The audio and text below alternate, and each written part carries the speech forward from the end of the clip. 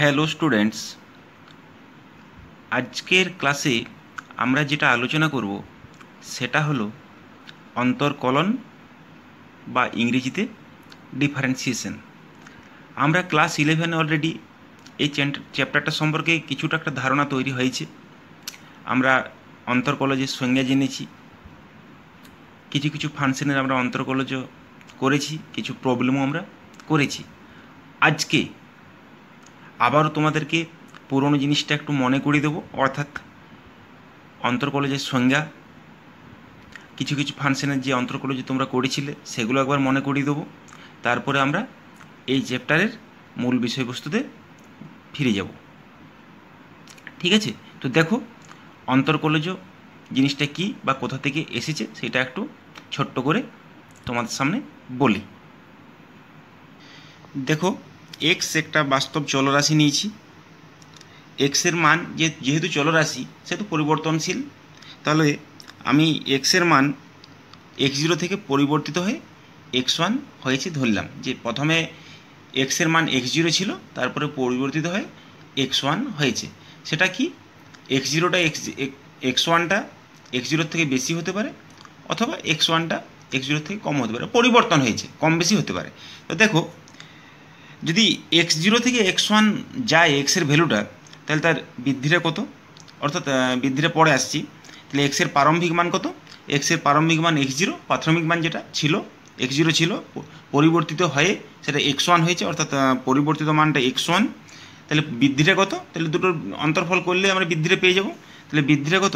x1 minus x0, অর্থাৎ সেটাকে আমরা ডেল্টা এক্স দিয়ে চিহ্নিত করছি। তাহলে x1টা যদি x0 থেকে বেশি হয় তখন ডেল্টা এক্সটা ধনাত্মক হবে, আর x1টা যদি x0 থেকে কম হয় তাহলে সেটা ঋণাত্মক হবে, অর্থাৎ বৃদ্ধিটা ধনাত্মক ঋণাত্মক দুটোই হতে পারে। যেহেতু এক্সটা পরিবর্তনশীল, মানটা পরিবর্তন হবে, অর্থাৎ ডেল্টা এক্সটা পজিটিভ নেগেটিভ যে কোনো খুশি হতে পারে। দেখো, ওইটাই লেখা আছে। নেক্সট দেখো, ওয়াই সমান এফএক্স একটা হলো এক্সের একটা একমান বিশিষ্ট অপেক্ষক। ওয়াই সমান এফএক্স নিলাম, তাহলে আমি ধরে নিচ্ছি এক্সের প্রারম্ভিক মান এক্স, আর বৃদ্ধিটা ধরে নিচ্ছি ডেল্টা এক্স। প্রারম্ভিক মানে হয়তো প্রাথমিক মানটা এক্স ধরছি, আর বৃদ্ধিটা ডেল্টা এক্স। ছিল এক্স আর বৃদ্ধিটা হয়েছে ডেল্টা এক্স, তার মানে কি, তার অন্তিম মানটা কত হবে? অন্তিম মানটা হবে যেটা ছিল তার সঙ্গে বৃদ্ধিটা যোগ করে দিলে হবে, অর্থাৎ এক্স প্লাস ডেল্টা এক্স। দেখো, এক্সের অন্তিম মান হচ্ছে এক্স প্লাস ডেল্টা এক্স। তাহলে ওয়াইয়ের প্রারম্ভিক মান কী করে পাবো? না, এক্সের যেটা প্রারম্ভিক মান ছিল সেটা বসিয়ে দিলে আমি ওয়াইয়ের প্রারম্ভিক মান পেয়ে যাবো। তাহলে ওয়াইয়ের প্রারম্ভিক মান কত হবে? F x. এক্স যেটা ছিল, এক্স তো এক্সের তো প্রারম্ভিক মান এক্স ধরেছি, তাহলে এক্স বসিয়ে দিলে এটা ওয়াইটা পাবো। আর ওয়াইয়ের অন্তিম মানটা কত হবে? না, এক্সের যেটা অন্তিম মান সেই অন্তিম মানটা এখানে বসিয়ে দিলেই হবে ফাংশনটাই, তাহলে ওয়াইয়ের মানটা পাবো। কারণ ওয়াইটাতে এখানে এক্সের উপর নির্ভরশীল, এক্সের যেমন মান হবে ওয়াইয়ের সেরকম মান হবে, অর্থাৎ x F of X plus delta x, কারণ এক্স প্লাস ডেল্টা এক্স হচ্ছে এক্সের অন্তিম মান। তাহলে কি, তাহলে দেখো ওয়াইয়ের বৃদ্ধি কত হবে? না, ওয়াইয়ের অন্তিম মান মাইনাস ওয়াইয়ের প্রারম্ভিক মান, তার মানে F of X plus delta X minus F X. ঠিক আছে, এটা হচ্ছে ওয়াইয়ের বৃদ্ধি। তাহলে delta Y by delta X যদি করি, ডেল্টা ওয়াই আমার জানা আছে F of X plus delta X minus F X, আর ডেল্টা এক্স তো আছেই। এটা যদি delta Y by delta X করি তাহলে কত আসছে? F of X plus delta X minus F X by delta x.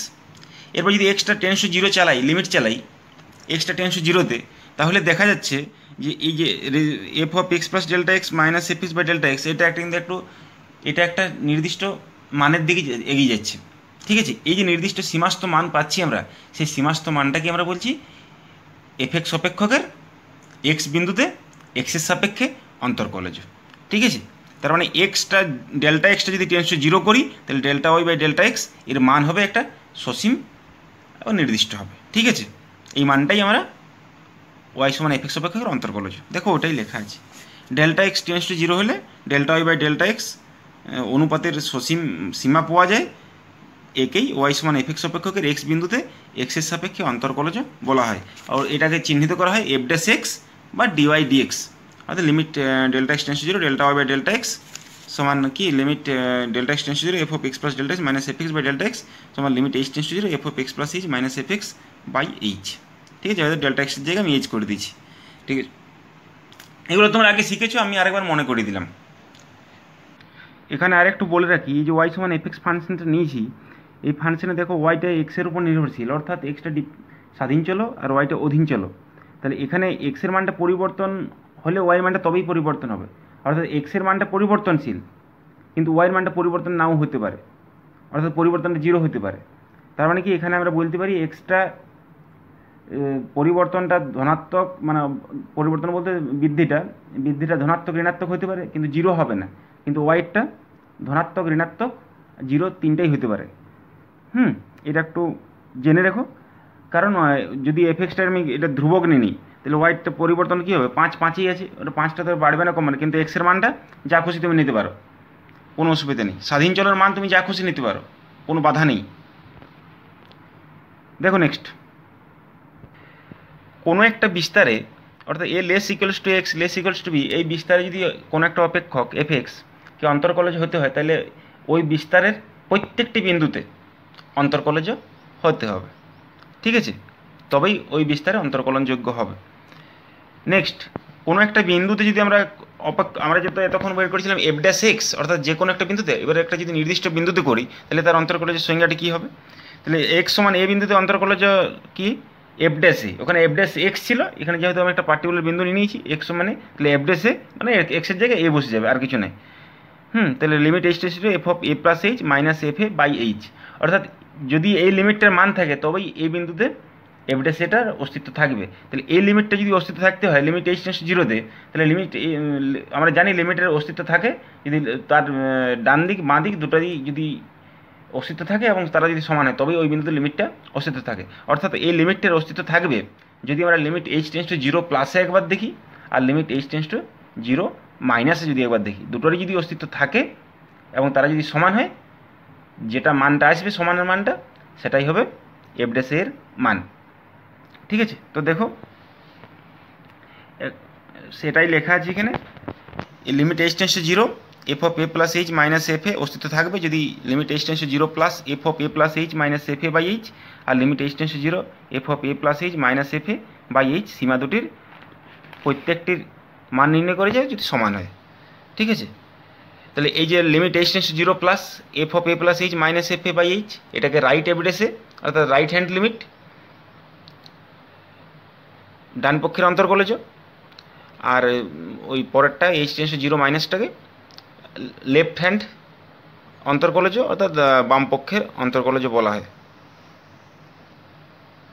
A left dash দিয়ে চিহ্নিত করা হয়। আমরা এফ ড্যাশ এটাকে আরও অন্যভাবে একটু প্রকাশ করতে পারি। দেখো এফ ড্যাশ এটা আমরা জানি limit H tends to zero F of A plus H minus F A by H, এটাকে আমি অন্য রূপে একটা লিখতে পারি, সেটা সুবিধা হবে।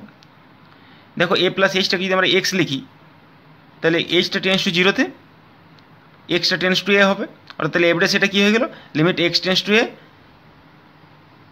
F X minus F A by X minus A, এটা এই রূপেও লেখা যায় ওই রূপেও লেখা যায়, যে কোনো একটা তোমার ইচ্ছা মতো করতে পারো, তবে এইটা অনেক সময় অনেক সুবিধা হয়, ঠিক আছে।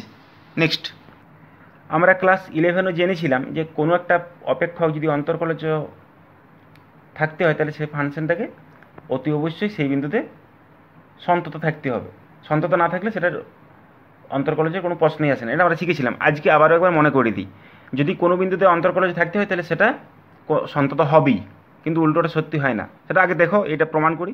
তাহলে কি অপেক্ষক অন্তর্কলনযোগ্য, আমি ধরে নিচ্ছি এক্স সমান এই বিন্দুতে অপেক্ষকটা অন্তর্কলনযোগ্য, অর্থাৎ এফ ড্যাশ এটার অস্তিত্ব আছে, তাহলে এফ ড্যাশ এটার যে সংজ্ঞা সেটা আমরা পাবো। এফ ড্যাশ এর সংজ্ঞা কি limit H tends to zero F of A plus H minus F A by H, এটা একটা নির্দিষ্ট সসীম রাশি পাবো কারণ এফ ড্যাশ এটা অস্তিত্ব আছে বলা আছে। তাহলে কি আমরা একটা শুরু করছি, দেখো limit H tends to zero F of A plus H minus F এ, এখান থেকে শুরু করছি, তাহলে limit H tends to zero H দিয়ে ভাগ করছি, এইচ দিয়ে গুণ করে দিলাম, অ্যাডজাস্ট করে দিলাম, যেহেতু এই লিমিটটার অস্তিত্ব আছে F of A plus H minus F A by H, এই লিমিটটা অস্তিত্ব আছে কারণ আমরা আগেই বললাম এফ ড্যাশ এর অস্তিত্ব আছে, তাহলে এটা দুটো লিমিটকে সেপারেট করা যাবে যদি অস্তিত্ব থাকে, তাহলে এফ ড্যাশ এ ইন্টু জিরো, এটা এফ ড্যাশ এ এটা ইন্টু জিরো অর্থাৎ জিরো, তাহলে কি লিমিট এইচ টেন্ডস টু এইখান থেকে লিমিটটা চালিয়ে দিলাম, তাহলে limit H tends to zero F of A plus H সমান এফ এ হয়ে গেল, অর্থাৎ এটা যে সন্ততার যে সংজ্ঞা সেটাকে আমরা পুরোপুরি সিদ্ধ করছে, অর্থাৎ এখান থেকে আমরা বলতে পারি এফ এক্সটা এক্স সমান এই বিন্দুতে সন্তত, কিন্তু উল্টোটা সত্য নয়, অর্থাৎ যদি সন্তত হয় কোনো একটা বিন্দুতে সেই বিন্দুতে অন্তর্কলনযোগ্য নাও হতে পারে, সেটা আমি এক্সাম্পল দিই। বিপরীতটা কিন্তু সত্য নয়। দেখো আমরা একটা অপেক্ষক নিয়েছি এক্স সমান এফ এক্স সমান এক্স, যখন extra greater equals to zero, সমান মাইনাস এক্স যখন এক্সটা লেস দেন জিরো। তাহলে এক্স সমান জিরো বিন্দুতে অন্তর করলে যে সন্ততা দেখো কী হচ্ছে। তো দেখো তাহলে সন্ততা করতে গেলে কি জিরো যে বিন্দু চেক করবো তার ডান দিক বাঁ দিক সেই বিন্দুতে দেখতে হবে। দেখো ফাংশনটা দেখলে আমরা বুঝতে পারছি x greater equal to zero, অর্থাৎ সমান জিরোতে এফ এক্স বলা আছে, অর্থাৎ এক্স সমান জিরোতে জিরো হবে, এগুলো আমরা আগে শিখেছি। অর্থাৎ এফ জিরো সমান zero, limit X tends to zero plus zero প্লাসে কত, জিরো প্লাসে অপেক্ষকের মান এক্স, অর্থাৎ limit X tends to zero plus X অর্থাৎ zero, limit X tends to zero minus F X, অর্থাৎ এখানে জিরোর থেকে কমে এফ এক্সের মানটা হচ্ছে মাইনাস এক্স, সেটা বসিয়ে দিলাম, সেটা হবে limit X tends to zero minus x সমান জিরো, অর্থাৎ তিনটেই সমান হচ্ছে, অর্থাৎ আমরা বলতে পারি এক্স সমান জিরো বিন্দুতে সন্তত। এবারে আমরা অন্তর্কলের ব্যাপারে আসি।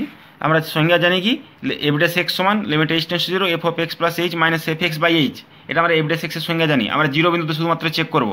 তাহলে এফ ড্যাশ জিরো কি, এফ ড্যাশ জিরো হচ্ছে এক্সের জায়গায় জিরো বসিয়ে দেওয়া, তাহলে এফ ড্যাশ জিরো হচ্ছে limit H tends to zero F of এক্সের জায়গায় জিরো বসিয়ে দিচ্ছি F of H minus F of zero by H, আর এফ অফ জিরোর মানে আমরা জানি জিরো, অর্থাৎ limit H tends zero F of H by H, অর্থাৎ এই যদি লিমিটটা অস্তিত্ব থাকে তাহলে আমরা এফ ড্যাশ জিরোর অস্তিত্ব আমরা পাবো। ঠিক আছে, তাহলে দেখো এই লিমিটটা অস্তিত্ব থাকতে হলে তার ডান দিক বাঁ দিক দুটোই দেখতে হবে, এইচ টেন্স টু জিরো প্লাসে দেখতে হবে, এইচ টেন্স টু জিরো মাইনাসে দেখতে হবে। তাহলে limit H tends to zero plus F of H by H, অর্থাৎ জিরো প্লাসে এফ এক্সের মানটা কত এক্স, অর্থাৎ এখানে এফ এইচের জায়গায় এইচ হয়ে যাবে, limit H zero plus H by H, কারণ এখানে এক্সের জায়গায় এইচ আছে। তাহলে এটা ওয়ান হলো, রাইট এফ ড্যাশ জিরোটা ওয়ান, আর লেফট এফ ড্যাশ জিরো দেখো limit H tends zero minus F of H by H, অর্থাৎ যদি এক্সটা যখন জিরোর থেকে কম তখন এফ এক্সের মানটা মাইনাস এক্স, অর্থাৎ এফ এইচের মানটা হবে মাইনাস এইচ, এক্সের জায়গায় এইচ হয়ে যাবে, অর্থাৎ minus H by H minus one. দেখো রাইট লিমিট আর লেফট লিমিট, মানে right F dash zero left F dash zero দুটো কিন্তু আলাদা আলাদা, অর্থাৎ এখানে লিমিটটা কোনো ওই limit H tends zero F of H by এইচের অস্তিত্ব নেই, অর্থাৎ এখানে এফ ড্যাশ জিরোর কোনো অস্তিত্ব নেই। তাহলে আমরা কী বললাম, কী পেলাম, তাহলে আমরা পেলাম এফ ড্যাশ যদি ফাংশনটা সন্তত হয় তাহলে সেটা অন্তর্কলজে নাও হতে পারে। নেক্সট দেখো আমরা sine X cos X tan X E to the power X log X এগুলোর ডেরিভেটিভ আমরা 11-এ শিখেছি, এগুলো আমি আর মনে করিয়ে দিচ্ছি না, তোমরা এগুলো জানো সবাই। আমরা আজকে যেটা এখানে নতুনভাবে করবো সেটা হচ্ছে দেখো এগুলো জাস্ট ইনভার্স ফাংশন, অর্থাৎ বিপরীত যে অপেক্ষকগুলো আছে সাইনের, যেমন সাইন ইনভার্স, কসের কস ইনভার্স, সেগুলো আমরা এখানে আলোচনা করব। দেখো আমরা প্রথমে বের করবো সাইন ইনভার্স এক্সের অন্তর্কলজ। তাহলে সাইন ইনভার্স এক্সের যদি অন্তর্কলজ বের করতে হয় তাহলে আমরা ধরে নিতে হবে ওয়াই সমান সাইন ইনভার্স এক্স। তাহলে ধরে নিচ্ছি দেখো ওয়াই সমান সাইন ইনভার্স এক্স, যেখানে মড এক্সটা লেস ইকুয়ালস টু 1 আর মাইনাস পাই বাই 2টা less equals to Y less equals to pi by 2, ওয়াইয়ের মানটা এখানে থাকবে আর এক্সের মানটা এখানে থাকবে মড এক্সেরটা। তাহলে কি আমরা এখান থেকে কী পাবো, সাইন ওয়াই সমান এক্স আমরা পাবো। যদি ওয়াই সাপেক্ষে অন্তর্কলজ করি উভয় পক্ষে ওয়াই সাপেক্ষে, তাহলে কি D D Y of sine Y সমান ডিএক্স ডিওয়াই, অর্থাৎ এখান থেকে কী পাবো D X D Y equals to cos Y. ঠিক আছে, তাহলে ডিওয়াই ডিএক্সটা কী হবে, ডিওয়াই ডিএক্সটা পাবো আমরা 1 ডিএক্স ডিওয়াই, অর্থাৎ 1 কস ওয়াই সমান কি 1 রুট ওভার কসের জানি আমরা sine square plus cos square সমান 1, অর্থাৎ আমরা এই কসটাকে লিখতে পারি root over 1 minus sine square হয়, অর্থাৎ সাইন ওয়াইয়ের মানটা যাবার এক্স, অর্থাৎ এখান থেকে পাবো আমরা 1 root over 1 minus x square. তাহলে সাইন ইনভার্স এক্সের ডেরিভেটিভ হলো 1 root over 1 minus x square. আবার দেখো কস ইনভার্সের এক্সের ডেরিভেটিভ আমরা জানি sine inverse x plus cos inverse x সমান পাই বাই 2, অর্থাৎ ডিডি এক্স অফ দুদিকে যদি এক্সের সাপেক্ষে ডেরিভেটিভ করি তাহলে d d x of sine inverse x plus cos inverse x সমান 0, অর্থাৎ যদি ডেরিভেটিভ সেপারেট করি তাহলে d d x of sine inverse X, আর ওদিকে সমানের ওদিকে নিয়ে গেলাম ডিডি এক্স অফ সমানের বাঁ দিকে লিখলাম d d x of cos inverse X, আর বাঁ দিকে নিয়ে গেলাম d d x of sine inverse X. একদিকে সাইন ইনভার্স এক্স রাখলাম, একদিকে কস ইনভার্স এক্স রাখলাম। ঠিক আছে, তো দেখো সাইন ইনভার্স এক্সের ডেরিভেটিভ জানি আমরা কত 1 root over 1 minus x square, সেটা বসিয়ে দিলাম, তাহলে কস ইনভার্স এক্সের ডেরিভেটিভ হয়ে গেল -1 root over 1 minus x square. দেখো এইভাবে যদি আমি tan inverse x, cot inverse x, sec inverse x, cosec inverse এক্সের যদি ডেরিভেটিভ আমরা করি তাহলে একইভাবে আমরা ওয়াই ধরে নিয়ে একইভাবে করব। ঠিক আছে, তো সেগুলো আমি প্রত্যেকটা করে দেখাচ্ছি না, এগুলো তোমরা একটু চেষ্টা করবে পারবে। তাহলে ট্যান ইনভার্স এক্সের ডেরিভেটিভ কত হবে 1 প্লাস এক্স স্কোয়ার, তোমরা যদি করো ওয়াই সমান ট্যান ইনভার্স এক্স ধরে, অর্থাৎ ট্যান ওয়াই সমান এক্স, দুদিকে যদি একইভাবে ডেরিভেটিভ করো পেয়ে যাবে। যেখানে এখানে এক্সের রেঞ্জটা হচ্ছে -∞ থেকে ইনফিনিটি, আর -π/2 লেস ওয়াই লেস π/2। তো কট ইনভার্স এক্সের ডেরিভেটিভ কী হবে আমরা জানি tan inverse x plus cot inverse X equals to π/2। অর্থাৎ এখান থেকে যদি আমি ডেরিভেটিভ করি তাহলে কট ইনভার্স এক্সের ডেরিভেটিভটা পেয়ে যাব -1/1 প্লাস এক্স স্কোয়ার। এর এক্সের রেঞ্জটা হচ্ছে -infinity less x less infinity, less x less infinity. Sec inverse x এর ডেরিভেটিভ হয় 1/x √x square -1। Cosec inverse x এর ডেরিভেটিভ হয় -1/x √x স্কোয়ার -1। অর্থাৎ এখানেও sec inverse x plus cosec inverse x সমান π/2 একটা সম্পর্ক আছে, সেখান থেকে আমরা পেয়ে যাব।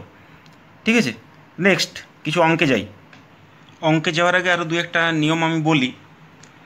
তো আমরা 11এই যখন দুটো ফাংশনের ভাগফল ছিল বা গুণফল ছিল, তাকে ডেরিভেটিভের যে সূত্রগুলো সেগুলো আমরা নিশ্চয়ই জানি। আরও 2-1টা জিনিস বলি। ধরো কোনো একটা ফাংশন ওয়াই এরকম দেওয়া আছে u⁴ v, যেখানে বেস আর ঘাত অর্থাৎ নিধান এবং ঘাত উভয়ই কিন্তু এক্সের অপেক্ষক, অর্থাৎ ইউটাও এক্সের অপেক্ষক, ভিটাও কিন্তু এক্সের অপেক্ষক। এক্ষেত্রে কিন্তু ডেরিভেটিভটা সহজেই করা যাবে না। তাহলে সহজ করতে গেলে আমাকে কী করতে হবে না, দুদিকেই লগ নিতে হবে, দুদিকেই লগ নেব। ঠিক আছে, দেখো আমরা কি করছি, দুদিকে লগ নিয়েছি, তাহলে লগ অফ ওয়াই সমান লগ অফ u⁴ v। তাহলে আমরা জানি লগ অফ a⁴ যদি পাওয়ারে থাকে কোনো একটা অপেক্ষক, এই যে u⁴ v যদি থাকে তাহলে সেই পাওয়ারেরটা লগের আগে চলে আসে, অর্থাৎ ভি লগ ইউ হয়ে যাবে।